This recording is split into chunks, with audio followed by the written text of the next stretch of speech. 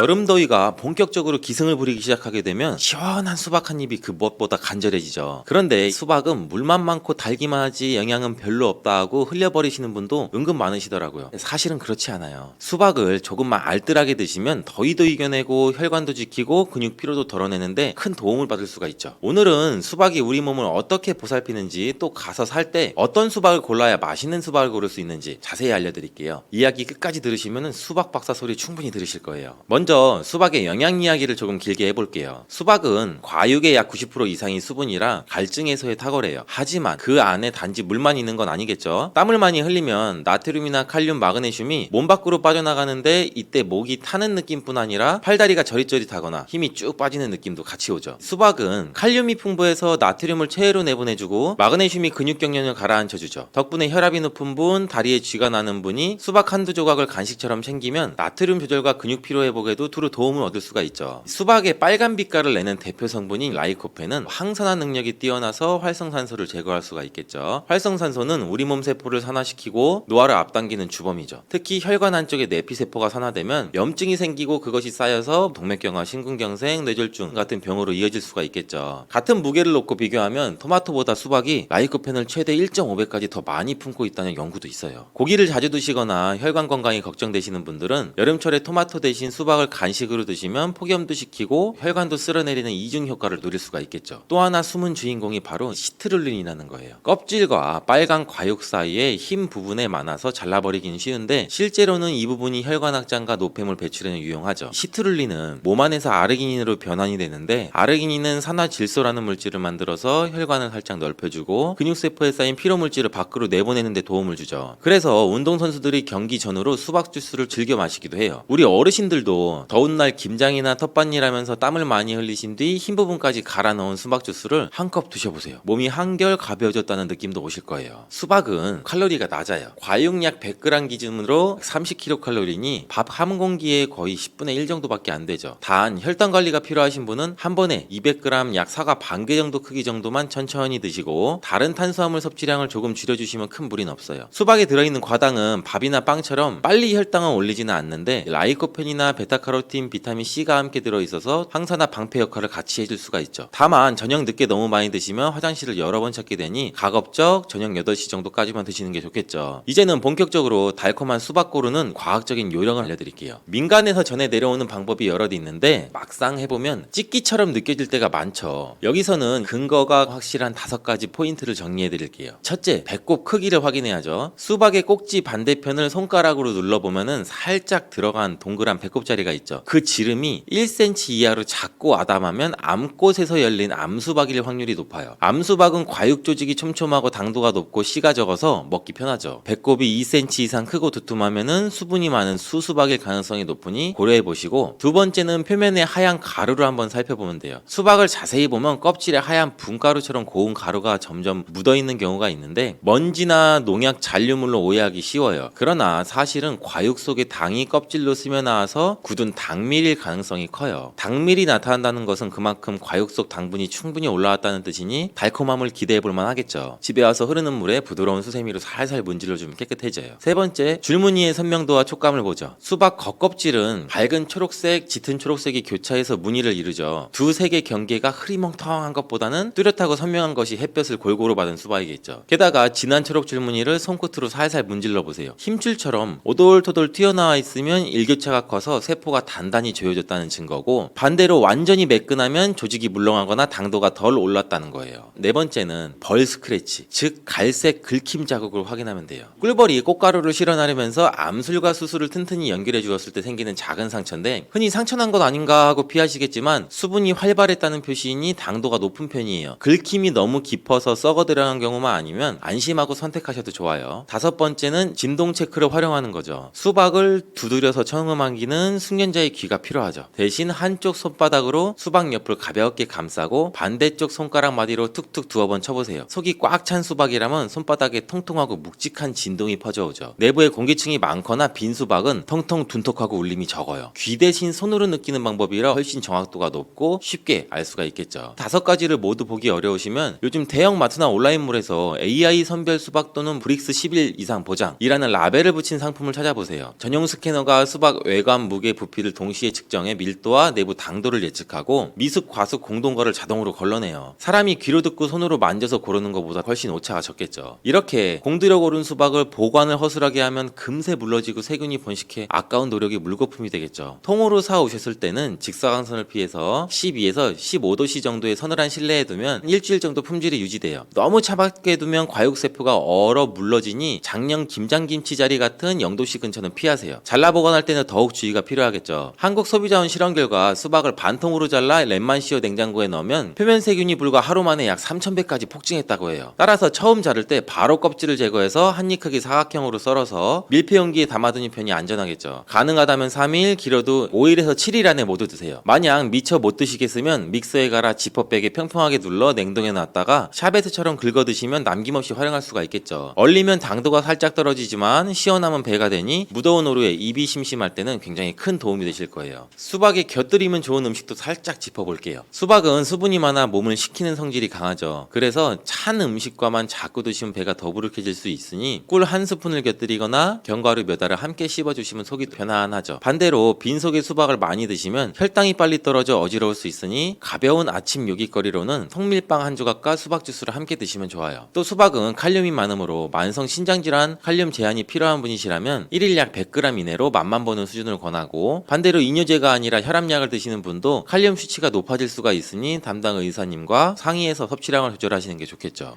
수박 껍질 활용도 빼놓을 수가 없죠. 하얀 껍질을 살짝 두께 있게 졸여낸 뒤에 소금을 살짝 뿌려 약 10분 정도 절이고 고추장, 마늘, 참기름을 넣어서 조물조물 무치면 아삭한 여름 반찬이 되죠. 기름 두른 팬에 새우젓 넣고 볶아도 별미고, 흰 껍질에는 시트룰린이나 펙틴이 도톰하게 남아있어서 변비 하나에도 좋아요. 이 밖에 껍질을 잘게 다져서 유리병에 담고 설탕을 동량으로 부어 약 2주 정도 숙성하면 수박 껍질 효소 청이 되는데, 물이나 탄산수에 한 스푼 타드시면 여름 음료로 손색이 없겠죠. 이제 꼭지 부분 이야기를 조금 더 해볼까요? 예전에는 T자 모양 줄기를 길게 남겨 운반했는데 2015년 이후 유통규정이 바뀌어 지금은 대부분 바로 절단해요. 그 결과 꼭지가 붙어 있느냐 없느냐는 신선도의 절대 지표가 아니죠. 대신 절단면이 지나치게 마르거나 갈색 곰팡이가 핀 건 오래 방치된 경우일 수 있으니 살짝 피하시고, 절단면 주변이 쏙 들어가 있고 옆 껍질이 단단한 것이 좋아요. 꼭지 주변이 충분히 말라 들어간다는 건 수박 속 수분이 당분으로 바뀌어 줄기 쪽 끈이 자연스럽게 수축했다는 뜻이에요. 수박을 썰 때는 먼저 두꺼운 칼을 준비하고 잘 미끄러지지 않는 도마를 쓰죠. 도마 밑에 젖은 행주로 한 장 깔면 미끄럼을 방지해 안전하죠. 절반으로 자를 때는 칼끝을 중심점에 박은 뒤 몸쪽으로 당기기보다 칼을 수박 위에서 아래로 부드럽게 눌러 비스듬히 굴려가며 자르면 힘이 덜 들어가죠. 그 다음 세로로 한 번 더 잘라 4조각이 되면 껍질 안쪽을 따라 칼집을 넣고 과육을 손쉽게 떼어낼 수 있죠. 가족 모임에서 이렇게 한번 예쁘게 썰어내면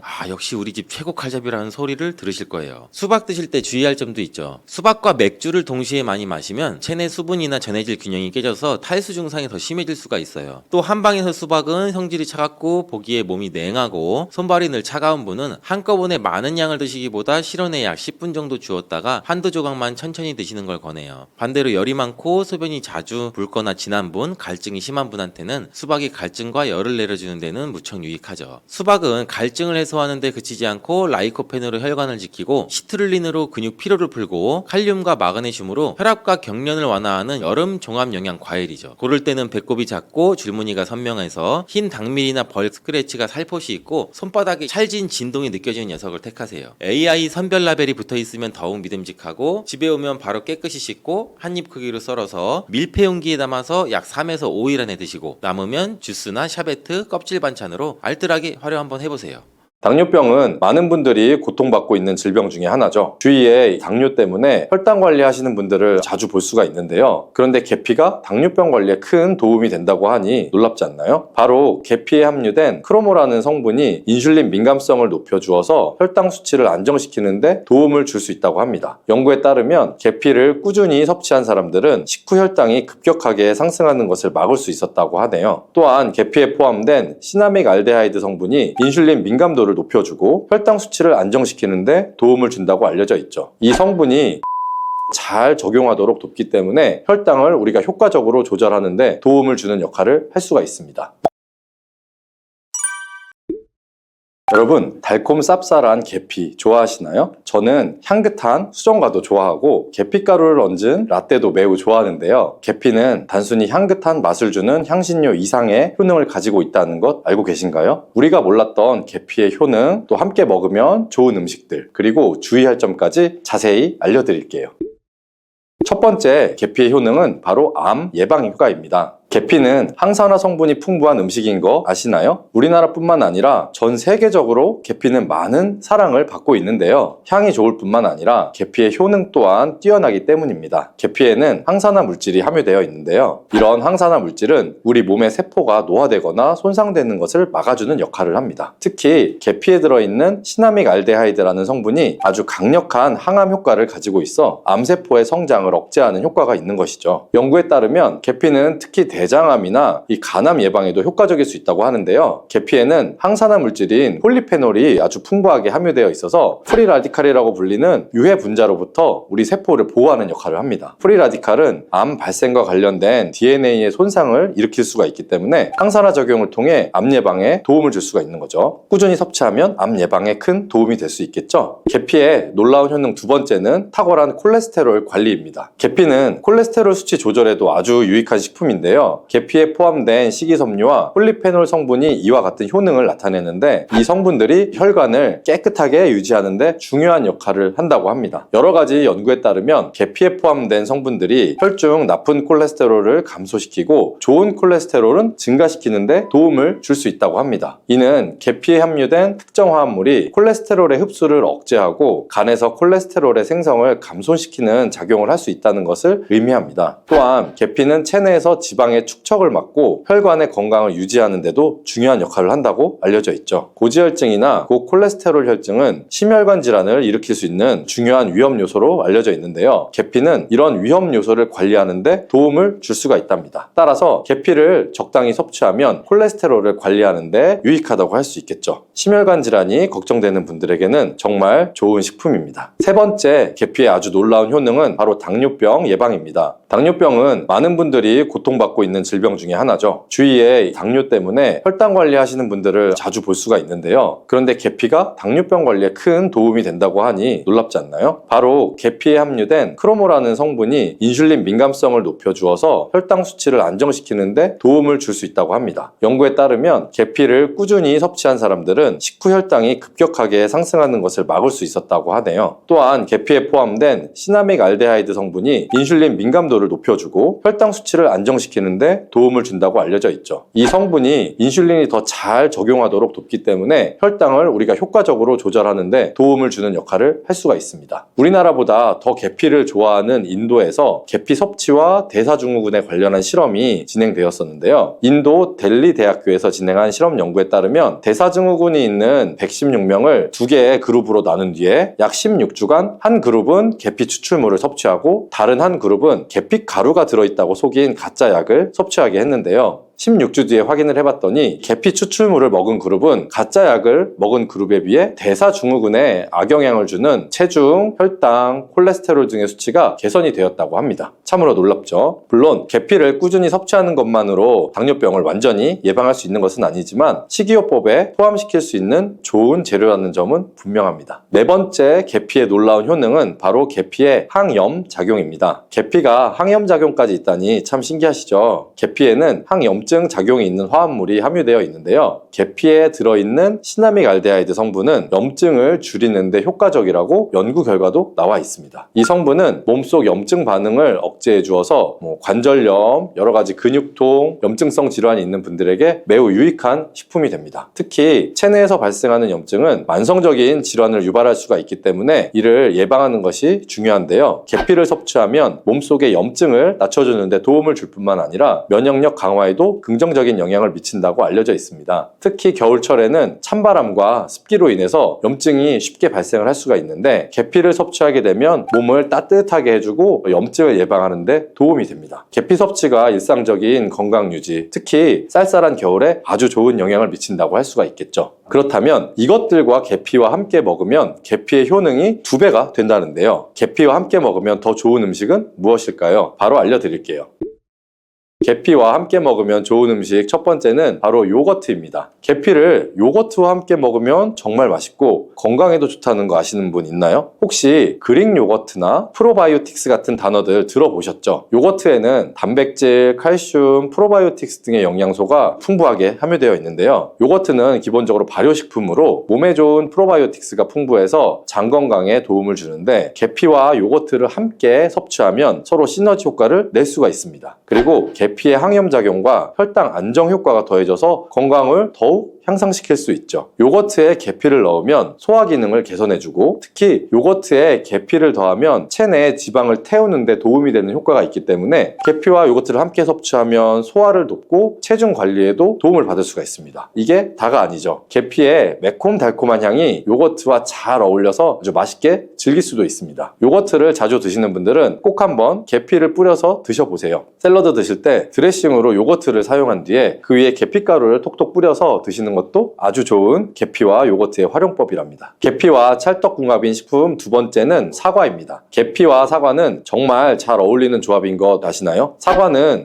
비타민C와 식이섬유 그리고 항산화 성분이 풍부해서 면역력 강화와 소화에 도움을 주는 과일인데요. 계피는 당뇨병 예방과 관리에 도움을 주며 혈당 조절에 효과적인데 계피와 사과를 함께 먹으면 두 가지 재료의 장점이 더해져서 더욱 효과적인 건강 관리가 가능하다는 것입니다. 그리고 이 두 가지가 만나면 체중 관리에도 큰 도움이 된다니 같이 안 먹을 이유가 없겠죠. 맛 또한 더욱 좋아지는데요. 계피는 사과의 달콤한 맛을 더욱 풍부하게 만들어주는데 서양에서는 디저트로 사과파이에 계피가루를 얹어서 향긋하게 즐기는 게 유명하죠. 같이 섭취할 때는 사과에 계피를 뿌린 다음 간단히 먹거나 사과를 얇게 썰어서 계피를 뿌려 먹으면 더욱 맛있고 건강한 간식이 될 수 있다는 것 기억해 주시고요. 세 번째, 계피와 먹으면 좋은 음식은 바로 커피입니다. 계피와 커피는 정말 좋은 궁합을 자랑한다는 거 아실까요? 커피는 카페인 덕분에 활력을 주는 음료죠. 커피의 쓴맛은 사람마다 호불호가 갈릴 수가 있습니다. 그런데 계피를 커피에 넣으면 그 쓴맛이 부드럽게 변화하면서 더 풍부하고 깊은 맛을 느낄 수가 있는데요. 계피가 커피의 쓴맛을 부드럽게 감싸주기 때문에 커피를 마시는 동안 입안에 더 부드러운 느낌을 주게 되는 것이죠. 계피는 항염증 효과와 항산화 효과가 뛰어나서 커피와 함께 마시면 건강 효과도 한층 더 올라가는데요. 커피 자체에도 많은 항산화 물질이 포함되어 있는데 계피 역시 강력한 항산화 성분을 가지고 있기 때문에 둘을 합쳐서 마시면 체내의 염증을 줄이고 세포를 보호하는 효과를 볼 수가 있는 것입니다. 계피와 커피를 함께 마실 때 또 다른 장점이 하나 있는데요. 그건 바로 혈당 조절에 있습니다. 커피는 그 자체로 혈당을 빠르게 올리는 경향이 있는데요. 계피가 이 과정을 완화시켜주면서 커피를 마실 때 혈당이 급격하게 상승하는 것을 방지할 수가 있습니다. 그래서 당뇨가 있으신 분들께도 이 두 음료의 조합은 매우 추천드린답니다. 그렇다면 계피와 커피는 어떻게 함께 먹는 것이 좋을까요? 계피와 커피를 함께 즐기기 위한 가장 간단한 방법은 계피가루를 커피에 넣는 것이겠죠. 커피가 다 내려진 후에 4분의 1티스푼의 계피가루를 넣고 잘 저어주시면 계피의 향이 커피와 자연스럽게 어우러져 아주 향긋한 커피 한 잔을 만들 수가 있습니다. 계피를 너무 많이 넣으면 커피의 맛이 너무 강해질 수가 있기 때문에 적당량을 넣어주시는 것 잊지 마시고요. 또한 계피 스틱을 사용해서 커피를 우려내는 방법도 있는데요. 커피를 내린 후에 계피 스틱을 커피에 넣고 몇 분간 우려내면 계피의 향이 은은하게 배어들어서 훨씬 더 맛있고 건강한 커피를 즐길 수가 있습니다. 계피 스틱을 사용하면 시각적으로도 멋진 효과를 또 줄 수 있기 때문에 커피를 더욱 고급스럽고 멋스럽게 즐기고 싶다면 계피와 커피를 꼭 한번 같이 우려보세요. 계피와 찰떡궁합 꿀조합을 알려드렸다면 이번에는 계피와 함께 먹으면 몸에 해가 되는 음식이 있다는 것 알고 계신가요? 그건 바로 귤이나 자몽, 또 레몬 같은 시트러스 계열의 과일인데요. 계피와 시트러스 계열 과일을 함께 먹으면 안 되는 이유를 바로 알려드릴게요.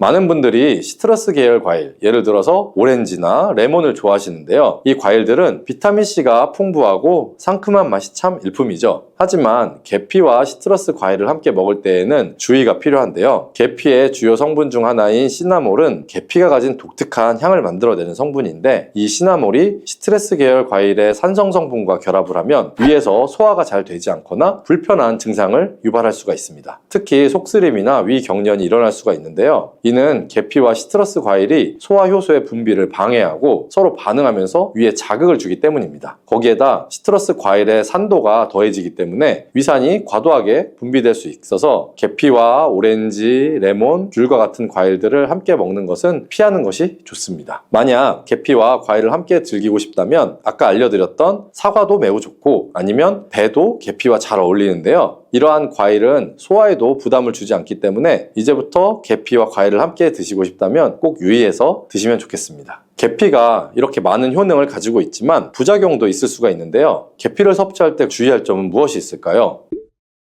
그건 바로 과다 섭취 시에 간에 손상을 줄 수 있다는 겁니다. 계피는 적당히 섭취하면 건강에 많은 도움을 주지만 과다 섭취 시에는 간에 부담을 줄 수 있다는 거 혹시 아셨을까요? 특히 일반적으로 판매되는 카시아 계피는 쿠마린이라는 성분을 포함하고 있는데요. 이 성분은 과다 섭취 시에 간 손상을 일으킬 수가 있습니다. 쿠마린은 간독성을 일으킬 수 있는 물질로 알려져 있기 때문에 계피를 과다하게 섭취하는 것은 최대한 피하는 것이 좋겠죠. 여기서 우리가 주로 섭취하는 계피가 카시아 계피인지 세이론 계피인지 헷갈리시는 분들이 있으실 텐데요. 둘의 차이점을 알려드릴게요. 일반적인 계피는 주로 카시아 계피인데요. 카시아 계피는 중국, 인도, 베트남 등 아시아 지역에서 많이 재배가 됩니다. 이 계피는 맛이 더 강하고 매운맛이 나면서 향도 조금 더 진하죠. 가격도 비교적 저렴해서 국내에 유통되는 계피는 대부분 이 카시아 계피라고 보시면 됩니다. 세이론 계피는 주로 스리랑카, 인도의 일부 지역에서 자주 자생하는데요. 이 세이론 계피는 쿠마린의 함량이 매우 적습니다. 그래서 세이론 계피는 일반 계피보다 상대적으로 많이 섭취해도 건강에 부담이 적은 편이고요. 세이론 계피는 향도 더 섬세하고 가벼운 느낌을 준다는데요. 그래서 세이론 계피는 더 희귀하고 가격이 비싸고 고급 계피로 취급이 되며 주로 건강식품이나 고급 요리에 사용이 됩니다. 앞서 말했듯이 우리가 쉽게 구할 수 있는 계피는 카시아 계피인데요. 그래서 섭취할 때는 보통 하루에 1g에서 2g 정도를 섭취하는 것이 안전한 양으로 권장이 되고 있고요. 과다 섭취로 계피의 부작용을 경험하고 싶지 않으시다면 계피를 섭취할 때는 적당량을 지키는 것이 중요하답니다. 꼭 기억해 주세요.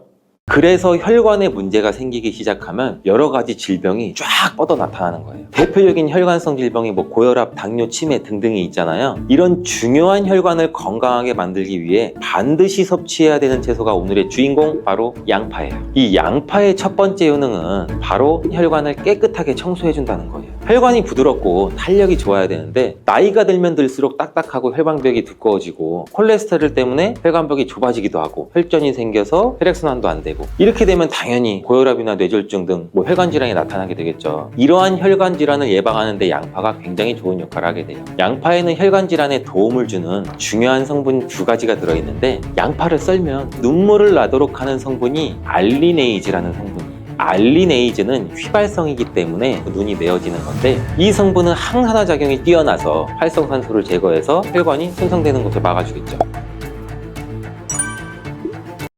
양파 이렇게 드시면 오히려 건강에 독이 될 수가 있어요. 식탁 위의 혈관 청소부라는 양파는 많은 요리에 사용되는 우리나라에게 너무 익숙한 채소죠. 중국 사람들이 돼지 기름으로 요리한 음식을 또 굉장히 많이 드시잖아요. 이 혈관 질환에 잘 걸리지 않는 이유 중 하나가 바로 양파를 많이 먹기 때문이라고 해요. 이 양파는 혈관 청소 외에도 정말 다양한 효능이 있는데, 아무리 좋은 양파도 잘못 먹으면 오히려 건강을 해치는 독이 될 수가 있어요. 양파의 효능 4가지와 양파를 어떻게 먹어야 하는지, 양파를 드실 때 주의해야 할 점, 양파를 먹으면 효능이 배가 되는 음식까지 양파에 대한 모든 것 알려드릴게요.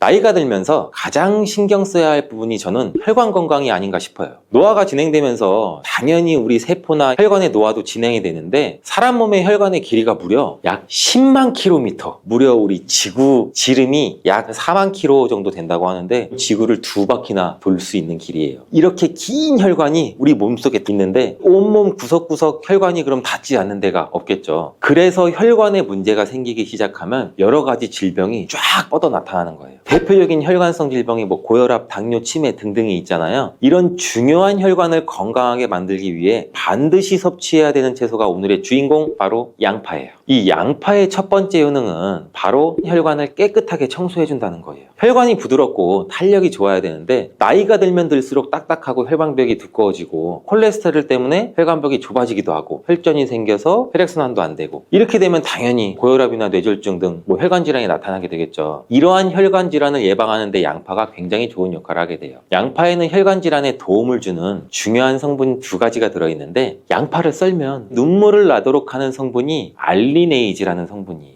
알리네이즈는 휘발성이기 때문에 눈이 메어지는 건데, 이 성분은 항산화 작용이 뛰어나서 활성산소를 제거해서 혈관이 손상되는 것을 막아주겠죠. 노화도 방지해주고, 이 혈액이 뭉치는 현상도 억제하고 혈액순환도 원활하게 해주는데 도움을 줘서 혈중 콜레스테롤 수치도 낮춰주는데 도움을 주고, 혈관질환, 고혈압, 동맥경화 같은 이런 질환도 예방하는데 많은 도움을 줄 수 있다고 해요. 이뿐 아니라 혈당 조절에도 도움을 줘서 당뇨를 예방하는 데에도 효과가 있는 것으로 알려져 있어요. 양파에는 또 2021년 1년 동안 2300편의 논문이 나올 정도로 주목받고 있는 성분이 있는데, 바로 퀘르세틴이라는 성분이에요. 퀘르세틴은 그만큼 많은 효능이 있고 계속해서 지금도 효능들이 발견되고 있어요. 양파에는 이 퀘르세틴이 정말 많이 함유가 되고 있는데, 퀘르세틴의 많은 효능 중 가장 큰 효능이 바로 혈관을 깨끗하게 청소해 준다는 거예요. 또한 강력한 항산화 물질인데, 활성산소가 많으면 혈관 세포도 손상시키고 노화시킨다고 말씀드렸잖아요. 각종 질병을 일으키는 원인을 제공하기도 하는 활성산소를 제거해줘서 혈관을 건강하게 도와주는 것이에요. 염증도 같이 잡아주고, 암도 예방하고, 비염에도 도움을 주는 효능도 있다고 많이들 알려져 있죠. 그렇다면 이 퀘르세틴은 양파 전체에 골고루 함유되어 있을까요? 그렇지 않습니다. 양파는 보통 9겹 정도로 이루어져 있는데, 퀘르세틴은 바깥쪽으로 갈수록 함량이 높아져요. 양파의 속살보다는 껍질의 퀘르세틴 함량이 약 30배에서 100배 정도 높게 함유가 되어 있대요. 그래서 이 퀘르세틴을 많이 섭취하려면 양파를 껍질을 드셔야 되는데, 양파 껍질을 먹을 수 있는 방법으로는 차를 우려서 드시는 것을 많이들 권장을 하셔. 시중에 나와 있는 양파 껍질 차를 구매해서 따뜻한 물에 우려서 드신다면 퀘르세틴을 제대로 흡수하지 못해요. 이 양파 껍질에서 퀘르세틴을 용출해서 차로 드시려면 양파 껍질을 1리터 물에 약 20분 정도 센 불로 끓여주시다가 약불로 30분 정도 더 끓여서 드시면 퀘르세틴이 잘 우려난다고 해요. 이렇게 양파 껍질 끓인 물을 따뜻하게 차로 드셔도 되고, 냉장고에 보관하셨다가 시원하게 드셔도 좋아요. 양파의 2번째 효능은 또 항바이러스 작용이에요. 우리 장염이나 감기, 또 바이러스성 대상포진 걸리셨다면 양파를 드시면 도움을 받을 수 있어요. 이런 증상이 있으시면 우리 몸이 바이러스에 감염이 되었다는 건데, 양파에 퀘르세틴이라는 성분이 많이 함유되어 있다고 했잖아요. 바로 이 퀘르세틴의 효능 중 바이러스를 사면시켜주는 효능이 있기 때문에 도움을 받을 수가 있어요. 감기 독감과 같은 이 호흡기 바이러스에 특히 효능이 좋은 것으로 알려져 있는데, 이 효능은 비타민 C와 함께 드시면 또 효과가 극대화되는데, 양파에는 비타민 C도 함유가 되어 있어요. 항바이러스 효과가 굉장히 뛰어나겠죠. 또 양파에는 알리신이라는 성분도 풍부하게 함유가 되어 있는데, 이 성분도 항균 작용이 뛰어나서 퀘르세틴과 함께 몸에 들어오는 바이러스와 균들을 차단해줘서 우리 몸을 건강하게 유지시켜주는데 큰 역할을 할 수가 있죠. 또 양파의 3번째 효능은 당뇨를 예방하고 혈당을 조절해준다는 것이에요. 당뇨는 췌장에서 인슐린 분비가 제대로 되지 않거나 인슐린의 역할을 제대로 하지 못할 때 발생하게 되잖아요. 높은 혈당이 지속되면 고혈당이라고 하고, 낮은 혈당이 지속되면 저혈당이라고 하죠. 이런 상태가 지속되는 것을 당뇨병이라고 하는데, 이럴 때 혈당을 조절해주는 성분이 바로 인슐린인데, 이 인슐린은 혈당 수치를 적절하게 유지하는 역할을 해줄 뿐 아니라 남는 포도당을 지방으로 저장하는 역할도 해줘요. 또 양파에는 크롬이라는 성분, 미네랄이 풍부한데, 크롬은 천연 인슐린이라는 별명이 있을 정도로 혈당을 조절하는데 탁월한 효능도 가지고 있어요. 혈당 조절 건강기능식품을 보시면 빠지지 않고 크롬이 함유되어 있는 걸 보실 수가 있죠. 또한 포도당 대사의 항상성도 유지를 시켜주고, 혈전이 생기는 것도 방지해주고, 혈액순환도 원활하게 하는데 도움을 줄 수가 있어요. 양파를 드실 때 양파를 잘게 자르게 되면 더 큰 효과를 또 볼 수가 있는데, 양파를 잘게 자를수록 알리나아제라는 효소가 최대로 활성화된다고 해요. 이 알리나아제는 크롬을 활성화시키는 효능이 있어 당뇨가 있으신 분들한테는 또 더욱 큰 도움을 줄 수가 있는 것이 되겠죠. 당뇨가 있는 분들한테 양파를 꾸준히 섭취하도록 한 뒤 혈당 수치를 측정했을 때, 한 달이 지났을 때 혈당 수치가 약 26% 정도로 감소됐고, 또 6개월이 지났을 때는 39% 정도 감소한 혈당 수치를 측정할 수 있었대요. 양파가 정말 당뇨를 개선하는데 굉장히 도움을 줄 수가 있는 거죠. 보통의 항산 항산화 물질은 열을 가하게 되면 효능이 소멸되게 되는데 항산화 물질이 있는 채소나 과일은 생으로 드시는 것을 많이 권장하기도 하죠. 크롬은 열에 강하기 때문에 양파에 열을 가해 요리를 할 때도 크롬의 효과를 그대로 누릴 수가 있다고 해요. 양파의 네 번째 효능은 또 항알레르기 효과예요. 아토피, 천식, 비염 같은 알레르기 질환이 있으신 분들한테 양파가 굉장히 또 큰 도움을 줄 수 있어요. 알레르기의 증상으로는 재채기, 콧물, 코막힘 등등이 있고 또 피부에 가려움증, 발진도 나타나잖아요. 이런 증상을 일으키는 원인이 우리 몸 안에서 히스타민의 분비가 일어나기 때문인데 양파를 드시면 양파 속에 퀘르세틴이라는 물질이 이 히스타민의 분비를 또 억제해서 알레르기 반응을 완화시켜 줄 수 있다고 해요.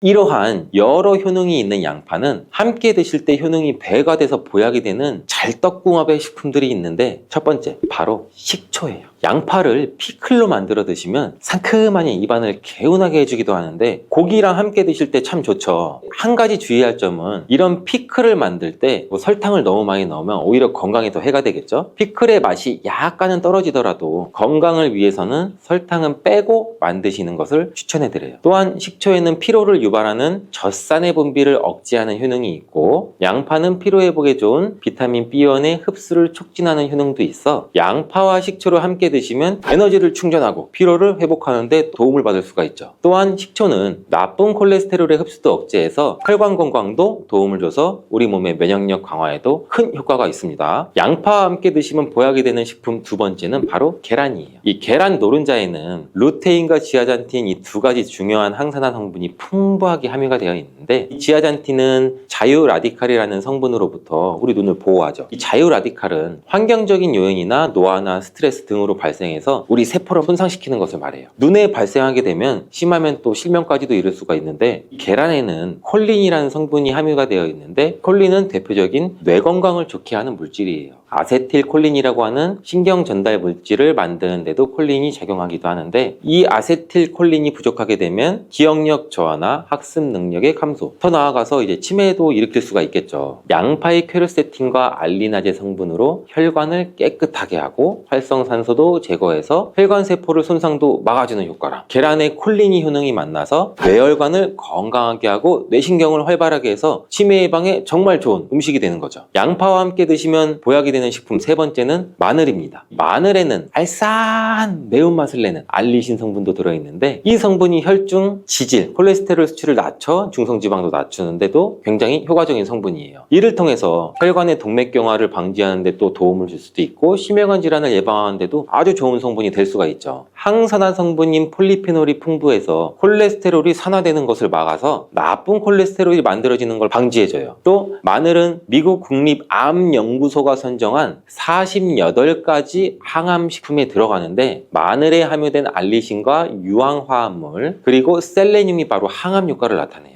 이 성분들이 암세포의 성장을 억제하는 데 굉장히 탁월한 효과가 있고 면역력도 강화해줘서 암을 예방하는 데 굉장히 큰 도움을 주는 거죠. 특히 소화기 계통의 암 종류에 대해서는 50%에서 70% 정도의 억제율을 보인다는 실험 결과도 있어요. 이런 효과들이 양파와 만나면 양파의 효능과 마늘의 효능이 극대화돼서 암 예방이나 혈관 건강에 아주 좋은 음식이 될 수가 있겠죠. 양파와 함께 드시면 보약이 되는 식품 네 번째는 브로콜리예요. 브로콜리에는 설포라판과 인돌 화합물이 풍부하게 함유가 되어 있는데 이 성분에는 암세포의 성장을 억제하고 암을 예방하는 데 굉장히 뛰어난 효능이 있는 항암 성분이에요. 또한 비타민C, 베타카로틴 등등 항산화 물질이 풍부하게 함유가 되어 있어서 우리 몸의 활성산소도 제거하고 노화를 방지하는 데에도 굉장히 효과적이고 비타민 A도 굉장히 풍부하게 함유가 돼서 눈의 피로도 해소하고 시력을 보호하는 데에도 굉장히 큰 도움을 줄 수가 있겠죠. 또한 풍부한 식이섬유가 있어서 장 운동도 촉진하고 배변 활동도 원활하게 해줘 장 건강에도 굉장히 큰 도움을 줄 수가 있어요. 철분도 풍부하게 함유하고 있어 빈혈을 예방하는 데도 굉장히 효과적이랍니다. 브로콜리에는 바이러스에 대한 저항력을 높여주는 인터페론의 분비를 촉진하는 성분도 함유가 되어 있는데 이러한 브로콜리의 좋은 효능은 양파와 함께 드시면 효과가 극대화돼서 우리 몸에 정말 좋은 식품이 될 수가 있어요. 양파와 함께 드시면 보약이 되는 식품 다섯 번째, 오메가3 지방산이 풍부한 들기름이에요. 들기름은 오메가3 지방산이 풍부해서 우리 뇌의 신경을 보호하고 염증도 감소시켜주는 효과가 있어요. 또한 이 알파리놀렌산이 풍부한데 이 성분은 우리 몸에 흡수될 때 이 DHA로 전환이 돼서 기억력을 또 강화시켜줘요. 학습 능력 또한 향상시켜주는 효과도 갖고 있는데 이 오메가3가 풍부한 등푸른 생선을 섭취해도 같은 효능도 누릴 수가 있어요. 양파와 들기름, 꽁치, 고등어와 같은 등푸른 생선을 드셔도 뇌 건강에 많은 도움을 받을 수가 있죠. 이렇게 몸에 좋은 양파도 드실 때 주의하셔야 되는 분들이 있는데, 첫 번째는 동맥경화를 치료하는 와파린 나트륨이라는 성분의 항응고제를 드시는 분들이에요. 혈전 형성을 방지하는 약과 혈액을 묽게 하는 양파를 같이 드시면 오히려 출혈의 위험이 있으니 주의해서 드시길 바라고요. 두 번째는 소화불량이 있으면서 가스가 잘 차시는 분들은 또 양파를 많이 드시면 안 돼요. 이 양파가 장 건강에 도움이 된다고 해서 양파를 드셨는데 오히려 가스가 차고 속이 불편하신 분들도 있으신데, 이런 분들은 양파를 드실 때 주의해서 조금만 드시길 바래요. 체질적으로 양파와 또 맞지 않는 분들이 있을 수가 있어요. 세 번째로는 간이 약한 분들이에요. 이런 분들은 양파 좋다고 양파를 많이 드시게 되면 오히려 간에 부담이 될 수 있고 간 건강도 해칠 수가 있어요. 네 번째는 양파를 드시면 혀에 배태가 끼고 기미가 올라오는 것이 발견되시면 양파를 드시지 않는 것이 좋아요. 다섯 번째, 정말 중요한 내용인데요. 건강에 좋다고 양파즙 많이 내려 드시는 분들 많죠. 근데 혈당 관리를 해야 되는 당뇨가 있으신 분들과 신장이 안 좋으신 분들은 절대 양파즙을 많이 드시면 안 돼요. 양파즙을 내게 되면 이 농축이 돼서 당도도 같이 올라가요. 그리고 또 즙 상태로 드시게 되면 흡수도 굉장히 빨라서 혈당이 또 급격하게 올라갈 수가 있고, 양파즙에는 칼륨의 함량도 높은데 당뇨 환자뿐 아니라 신장이 안 좋은 분들이 양파를 마시면 칼륨이 신장에 무리를 줘서 건강이 더욱 악화될 수가 있어요. 칼륨이 잘 배출되지 않아서 몸에 쌓이면 심장에까지도 무리를 주게 되고 심하면 돌연사의 원인이 될 수도 있죠. 시금치 속 철분을 토마토처럼 비타민C가 풍부한 음식과 먹으면 좋다고 해서 빈혈이나 당뇨가 있으신 분들이 함께 많이 드시는 경우도 있는데, 신장이 약하신 분들한테는 특히 좋지 않은 궁합이에요. 왜냐면 바로 시금치 속에 옥살산이라는 성분 때문인데, 옥살산이 혈액 속 칼슘과 만나게 되면 작고 뾰족한 결정 모양으로 체내에 쌓여서 결석을 만들게 되죠. 그렇게 되면 근육통과 근육 경련뿐 아니라 심하면 신장 결석까지 유발시킬 수가 있어요. 또한 시금치의 성분이 토마토의 라이코펜 흡수를 방해하는 작용도 일어날 수가 있어요. 토마토가 슈퍼푸드로 손꼽히는 이유가 바로 이 라이코펜 성분이기 때문인데요. 이 라이코펜은 강력한 항산화 물질이에요. 몸속의 산화 스트레스와 염증도 줄여주고 암을 예방하는 놀라운 성분이죠. 또 라이코펜은 폐암, 전립선암, 유방암과 결장암 등 다양한 암의 예방에 엄청난 효과가 있다고 해요. 혈관은 건강하게 해주고 동맥경화, 심혈관 질환의 예방에 탁월하죠. 하이오즈 주립대학의 연구에 따르면 토마토를 시금치와 함께 드시면 이 기적의 성분인 라이코펜 흡수율이 무려 50%나 감소가 된다고 해요. 토마토와 시금치를 함께 드시면 안 되겠죠. 토마토를 드실 때 숙성되지 않은 초록색 토마토는 주의하시길 바래요. 숙성되지 않은 덜 익은 토마토에는 솔라닌이라고 하는 독성 물질을 함유하고 있는데, 식탁위의 보약인 토마토는 세계 10대 푸드 중 하나로 영양소 폭탄인데요. 토마토에는 라이코펜을 비롯해 각종 비타민과 이 필수 영양소가 많이 들어있죠. 면역력 강화나 성인병 예방, 항암 효과, 항노화 등 다양한 효능과 연구도 진행되고 있죠. 최근에는 세계에서 가장 많이 소비되는 채소로 알려지면서 토마토의 효능에 대한 관심도 더욱 높아지고 있는데, 토마토와 함께 먹으면 안 되는 음식과 주의할 점, 그리고 토마토와 함께 드시면 보약이 되는 음식까지 토마토에 대해서 모든 걸 알려드릴게요.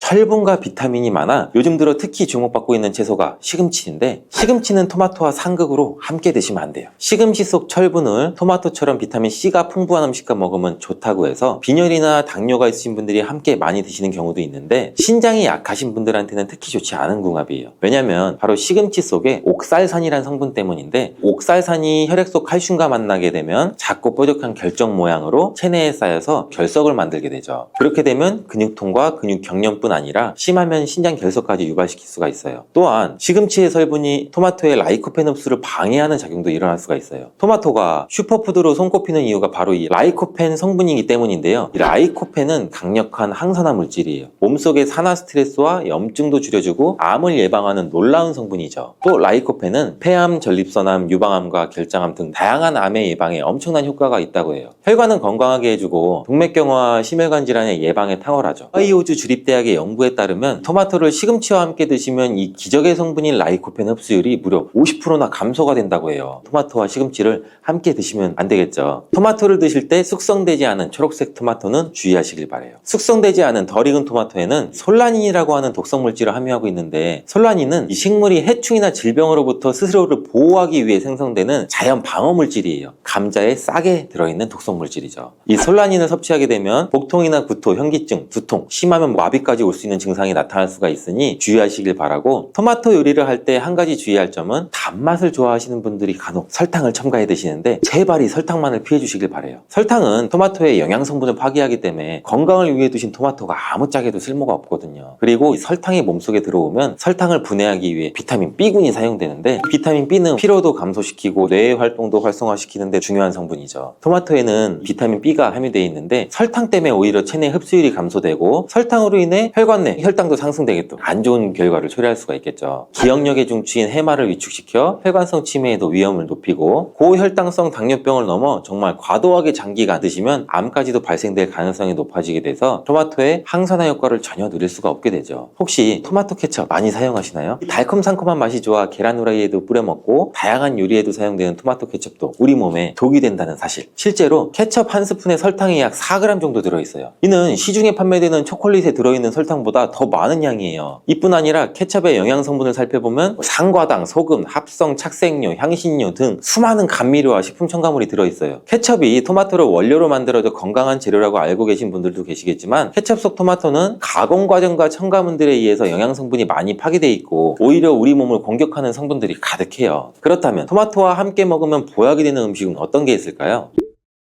토마토는 비타민, 베타카로틴, 라이코펜, 무기질 등 영양 성분이 굉장히 풍부해요. 한 가지 부족한 영양 성분은 단백질이에요. 양질의 단백질과 함께 드시게 되면 거의 완벽한 영양 성분을 우리 몸에 보충할 수 있는데, 그 중에서도 특히 추천드리는 것은 고기예요. 50대 이후 나이가 들수록 꼭 고기를 챙겨 드셔야 하는 가장 큰 이유는 단백질인데, 단백질은 우리 몸의 중요한 구성 성분으로 세포와 근육의 주 재료라서 만약 단백질 섭취가 부족하면 잇몸도 약해지고 치아도 빠지기도 하고 머리카락도 얇아져 탈모가 오기도 하고 면역세포를 충분히 만들어내지 못하게 돼요. 물론 콩과 두부도 훌륭한 단백질 공급원이지만 식물성 단백질은 필수 아미노산의 종류나 양이 충분하지 않을 수가 있어요. 반면 동물성 단백질은 식물성 단백질보다 우리 몸에 흡수가 잘 되기 때문에 나이가 들수록 반드시 조금이라도 챙겨 드셔야 돼요. 또한 단백질은 행복 호르몬으로 알려진 세로토닌의 원료로 우울증을 예방하는 효과도 있어요. 특히 돼지고기 속에 풍부한 비타민 B1은 뇌 기능을 활성화해서 치매를 예방해 주기도 해요. 이렇게 좋은 고기를 섭취할 때도 한 가지 문제가 있는데,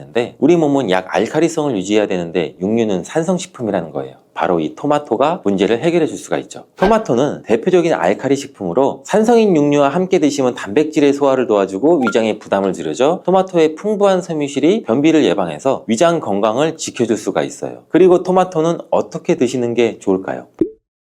바로 익혀서 드시는 거예요. 토마토를 익혀서 드시게 되면 라이코펜의 체내 흡수율이 10배 이상 올라간다고 해요. 88도의 온도로 2분간 조리를 하면 라이코펜의 흡수율이 6% 상승하고, 15분간 조리하면 17%, 30분간 조리하면 35%의 라이코펜의 흡수율이 상승하는 것으로 알려져 있어요. 이렇게 되는 이유는 토마토에 열을 가하게 되면 세포벽이 파괴되면서 라이코펜이 쉽게 용해가 되기 때문이라고 해요. 이렇게 익히게 되면 토마토의 비타민이 파괴되지 않을까? 걱정되죠? 걱정 안 하셔도 돼요. 다른 채소와는 달리 토마토는 비타민 A와 비타민 C가 풍부한데 가열할 때 오히려 19% 정도나 증가하는 것으로 밝혀졌어요. 익혀 드실 때 한 가지 더 알고 계시면 좋은데, 그것은 바로 기름에 조리를 하면 좋다는 거예요. 라이코펜은 지용성 영양 성분으로 기름에 조리하게 되면 체내 흡수율을 더욱 높일 수 있게 돼요. 토마토 요리를 드실 때 오메가3의 함량이 높은 올리브유와 함께 드시는 것을 추천해드려요. 올리브유 속 불포화 지방산인 올레산은 몸에 해로운 LDL 콜레스테롤을 줄여주고 산화 스트레스를 막아줘 혈관과 신장을 보호해주고 몸에 이로운 HDL 콜레스테롤의 효율도 높여줘요. 또한 올리브유의 항산화 성분인 폴리페놀이 토마토의 라이코펜과 함께 시너지 효과를 나타내어 최고의 항암 음식이 된답니다. 들기름도 참 좋은데 들기름을 조리하실 때는 주의할 점이, 가열하게 되면 산패가 돼서 오히려 건강에 해로울 수 있으니 토마토를 볶을 때 마지막에 넣거나 다 볶은 후에 들기름을 곁들여서 드시기를 바라겠어요. 토마토의 라이코펜은 껍질 껍질의 함량이 과육보다 약 5배가 높기 때문에 토마토의 껍질까지 함께 드시는 것이 좋아요. 같은 중량이면 일반 토마토보다는 방울토마토가 더 좋은데 그 이유가 바로 껍질 때문이에요. 일반 토마토보다 방울토마토의 껍질이 훨씬 많기 때문인데 이때 당근과 함께 드시면 시너지 효과가 폭발하는데 토마토에는 라이코펜이 있다면 당근에는 베타카로틴이 있죠. 당근의 특성도 토마토와 비슷한데 익혀서 드실 때 영양성분의 흡수율이 올라가고 베타카로틴 역시 지용성 성분이에요. 그래서 기름과 함께 섭취할 때 체내 흡수율을 높일 수가 있어요. 그리고 주목할 것은 당근과 토마토를 합친 공복에 먹을 때 최고의 항암식품이 될 수가 있어요. 토마토 당근 주스를 만들어 드시면 공복에도 부담 없이 정말 좋은데 만드는 방법도 간단하죠. 토마토와 당근을 적당한 크기로 잘라 올리브유에 살짝 익혀서 믹서기에 넣고 물 1컵 정도 넣고 갈아서 드시면 되죠. 취향에 따라 소금을 살짝 넣으셔도 되고 이렇게 만든 당근 토마토 주스는 암 예방뿐 아니라 혈관을 건강하게 하는데도 탁월한 효능을 발휘하고 면역력 강화와 피부 미용에도 효과가 좋아요. 토마토는 소금과 잘 어울리는데 토마토에는 콜라겐 생성이 필수적이고 암과 싸워주는 비타민 C가 매우 풍부한데 소금과 함께 드시면 비타민 C와 라이코펜의 흡수율도 높아져요. 문제는 토마토의 비타민 C는 공기 중에 산소와 만나면 쉽게 산화가 돼요. 이때 토마토를 자른 단면에 소금을 살짝 뿌려주시면 토마토에 얇은 막을 씌워줄 수 있거든요. 비타민 C의 산화를 억제해주는 데 도움을 줄 수가 있어요. 소금이 걱정이시겠지만 토마토에는 혈압을 낮추고 심혈관 질환의 발병률을 줄여주는 칼륨이 매우 풍부하게 들어있어서 칼륨이 오히려 나트륨을 배출해주고 오히려 세포와 에너지의 대사가 원활해지는 효과가 있어요. 또 토마토와 함께 드시면 좋은 식품으로 계란을 빼놓을 수가 없죠. 완전 식품의 대표주자 계란에는 단백질이 풍부하지만 비타민 C와 식이섬유가 부족한데 이를 토마토가 보충해줘서 토마토의 부족한 단백질을 계란이 보충해줘요. 함께 섭취할 때 좋은 시너지 효과를 낼 수가 있어요. 토마토의 라이코펜도 계란과 함께 섭취 시 체내 흡수율이 높아지고 항산화 효과와 면역력 강화에도 좋은 효과를 나타낼 수가 있죠. 토마토와 계란은 함께 볶아서 드시면 되는데 만드는 방법도 알려드릴게요. 먼저 계란을 풀어 달궈진 팬에 넣고 스크램블처럼 만들어주죠. 만든 스크램블은 접시에 옮겨 놓고 팬에 올리브유를 넣고 다진 파를 볶아 파기름을 내줘요. 그리고 적당한 크기로 자른 토마토를 넣고 잘 볶다가 마무리 될 때쯤에 접시에 옮겨 놓았던 스크램블을 넣고 조금 더 볶아주면 끝. 정말 간단하죠. 취향에 따라서 간장이나 굴소스 같은 조미료를 기호에 따라 살짝씩 첨가해 주셔도 되죠. 이렇게 토마토 계란 볶음은 아침 공복에 드시면 소화도 잘 될 뿐 아니라 풍부한 영양 성분과 계란의 포만감으로 다이어트에도 정말 좋은 식품이 돼요. 브로콜리도 참 좋은데 브로콜리는 토마토와 함께 세계 10대 푸드에 들어가는 채소예요. 토마토가 전립선 암에 좋다고 했는데 브로콜리와 함께 섭취하시게 되면 효과는 더욱 증가된다는 연구 결과도 있어요. 또한 브로콜리는 토마토의 영양 성분 흡수율을 높여주고 혈압을 조절해주고 동맥경화를 예방하는 데에도 도움을 준다고 해요. 또 아보카도라는 과일 알고 계시죠? 아보카도 또한 토마토와 함께 먹으면 좋은 음식인데 아보카도에는 불포화 지방산이 풍부해서 토마토의 라이코펜 성분을 흡수하는 데 도움을 줘요. 아보카도에는 루테인, 지아잔틴 같은 이 카로티노이드 성분도 풍부해서 눈 건강에도 도움을 주는 효과도 발휘하기도 하죠.